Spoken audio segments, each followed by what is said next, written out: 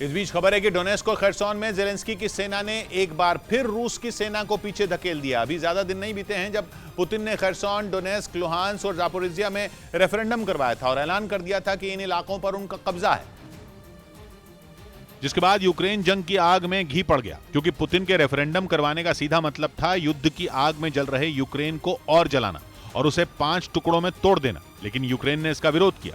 उसकी सेना ने कई इलाकों में वापसी की, जिनमें डोनेस्क भी शामिल है, जहां रूस और यूक्रेन की सेना चूहे बिल्ली का खेल खेल रही है, क्योंकि कभी रूस आगे हो जाता है तो कभी यूक्रेन, और एक बार फिर वही हुआ। इस बार बाजी मारी यूक्रेन ने। खबर है कि रूस के रक्षा मंत्री ने अपने सैनिकों को डोनेस्क में पीछे हटने को कहा, क्योंकि वहां यूक्रेन के सैनिकों ने रूस की सेना की नाक में दम कर दिया। डोनेस्क और लुहांस्क पूर्वी यूक्रेन का हिस्सा है और रूस शुरू से वहां रहने वाले अलगाववादियों का समर्थन करता है, जिसके बारे में उसने 24 फरवरी से पहले ही लोगों को बता दिया था। यही नहीं, जंग शुरू होने के बाद तो रूस का पूरा फोकस ही इस बात पर रहा कि पूर्वी यूक्रेन यानी कि डोनेस्क और लुहांस्क अलग हो जाएं और रूस के साथ खड़े हो जाएं। लेकिन यूक्रेन ने रूस को बार बार रोका। खबर है कि रेफरेंडम के बाद जेलेंस्की की सेना वहां नए तेवर के साथ उतरी और उसने कई धमाके किए।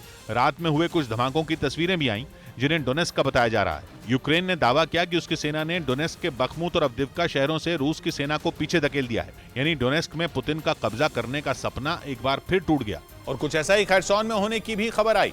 खरसोन यूक्रेन के दक्षिण में है और खबर है कि वहां रूस और यूक्रेन की सेना के बीच भयंकर जंग हुई, जिसकी वजह से रूस की सेना को नीप्रो नदी के किनारे से हटना पड़ा। यूक्रेन की सेना का दावा है कि यूक्रेन के दक्षिणी हिस्से यानी कि खरसोन और निकोलेव पर रूस ने 1-2 बार नहीं बल्कि 30 बार हमला किया। लेकिन हर बार जेलेंस्की की सेना ने वापसी की और रूस की सेना को पीछे धकेला। यानी यूक्रेन के पूर्व और दक्षिण में रूस और यूक्रेन की सेना के बीच ऐसी रेस चल रही है जिसमें 9 महीने से कोई नहीं जीता, क्योंकि कभी रूस आगे निकलता है तो कभी यूक्रेन। अमेरिका तो ये दावा कर रहा है कि वहां चल रही भीषण जंग में 2 लाख से ज्यादा लोगों की मौत हो चुकी है, जिनमें रूस और यूक्रेन दोनों के सैनिक शामिल हैं। और अपने पूर्वी छोर को मजबूत करने में जुटे नेटो ने रोमानिया में भी अपने टैंक तैनात कर दिए। इस बार फ्रांस का ताकतवर टैंक लुकर्क रोमानिया पहुंचा। रोमानिया यूक्रेन का पड़ोसी देश है और नेटो के पूर्वी छोर का अहम हिस्सा है, और इसीलिए यूक्रेन जंग के बीच नेटो ने रोमानिया में अपने टैंक भेजे। उसने वहां जो टैंक भेजे वो फ्रांस के लुकर्क टैंक हैं, जिन्हें ट्रेन से रोमानिया भेजा गया। लुकर्क टैंक को जाना ही जाता है जंग में दुश्मन के दांत खट्टे करने के लिए। ये फ्रांस के तीसरी पीढ़ी के जंगी टैंक हैं और दावा किया जाता है कि वहां की सेना के लिए 406 लुकर्क टैंक बनाए गए थे, जिनमें 13 को यूक्रेन के पड़ोसी देश रोमानिया भेजा गया है। और कहा जा रहा है कि ये टैंक वहां लंबे वक्त के लिए भेजे गए हैं। यूक्रेन जंग ने नेटो को बता दिया कि रूस कभी भी और कहीं से भी आ सकता है, और नेटो तो यूक्रेन का साथ दे रहा है, इसलिए उसे हमेशा अलर्ट रहने की जरूरत है।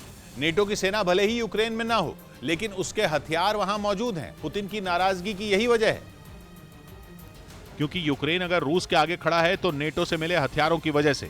और इसीलिए पुतिन ने नेटो को चेतावनी दी थी कि वो यूक्रेन का साथ न दे, वरना बुरा अंजाम होगा। लेकिन नेटो नहीं माना। वो यूक्रेन को ताकतवर हथियार देता रहा और रूस से दुश्मनी मोल लेता रहा। और इसीलिए नेटो के पूर्वी छोर यानी कि पोलैंड, रोमानिया और बाल्टिक देशों पर खतरा मंडरा रहा है, क्योंकि ये देश रूस की मिसाइलों की रेंज में है। और इसीलिए नेटो ने वहां सुरक्षा बढ़ा दी। पोलैंड में अमेरिका के अपाचे हेलीकॉप्टर तैनात हैं, तो लातविया में उसने कुछ दिन पहले ही मिलिट्री ड्रिल की है। और अब रोमानिया में फ्रांस के लुकर्क टैंक पहुंच गए हैं। यानी नेटो खुलकर तो नहीं, लेकिन जंग की तैयारी कर रहा है, क्योंकि उसके पूर्वी छोर पर पुतिन कभी भी प्रहार कर सकते हैं।